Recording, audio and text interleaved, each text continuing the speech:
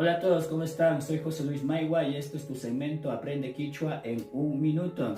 En esta ocasión estaremos aprendiendo a usar el diminutivo afectivo en Quichua para hablar con amabilidad, cordialidad, con afecto, con amor hacia la otra persona. Para ello, lo que vamos a usar es el morfema Q. Es muy fácil, simplemente le aglutinamos a la palabra. Voy a escribir aquí Yaya.